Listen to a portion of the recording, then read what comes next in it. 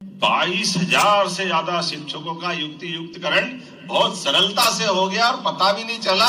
ये तो कमाल ही हो गया, कितने अच्छे से हुआ। बड़ा कठिन भी, चुनौती का काम था, लेकिन प्रशासनिक स्थानांतरण के मामले में भी हमारी सरकार ने कहा ये रोज का नाटक नहीं चलना चाहिए। शिक्षक को पढ़ाने के लिए विद्यालय में अनुकूल माहौल मिले, इसलिए स्थानांतरण ये पनिशमेंट नहीं होना चाहिए, आवश्यकता के हिसाब से बहुत ज्यादा जरूरी है तो कर दो। मुझे इस बात की प्रसन्नता है, हमने इसमें सख्ती रखते हुए नगण्य आधार पर स्थानांतरण वाले मामले में कोशिश की।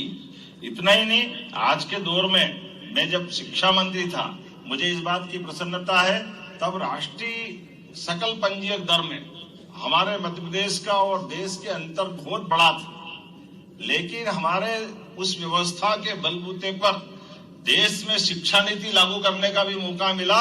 तो सबसे पहले शिक्षा नीति लागू हुई है मध्य प्रदेश में। हमें इस बात की प्रसन्नता है, उच्च शिक्षा के माध्यम। जब उच्च शिक्षा में शिक्षा नीति लागू हुई, व्यवस्थाएं लागू हुई, तो स्कूल शिक्षा में मुझे थोड़ी कसक रहती थी। नई शिक्षा नीति लागू करने में आप 5 अग्रगण्य राज्यों में से मध्य प्रदेश को उस स्थान तक लिया है, और सब प्रकार की डिजिटल कक्षाएं, नई शिक्षा नीति, कितने प्रकार से स्किल ट्रेनिंग, व्यावसायिक प्रशिक्षण, और अब स्कूलों के लिए भी हमारी सरकार ने तय किया कि हमारे द्वारा व्यवस्थाओं में भी सुशासन लाएंगे, आर्थिक रूप से भी मध्य प्रदेश को सशक्त बनाएंगे और कोई व्यवस्था में कमी नहीं होगी। इसके आधार पर मुझे इस बात की प्रसन्नता है, देश में सबसे कम बेरोजगार दर वाला कोई राज्य हुआ है तो मध्य प्रदेश से। हमारे लिए इस बात की प्रसन्नता है।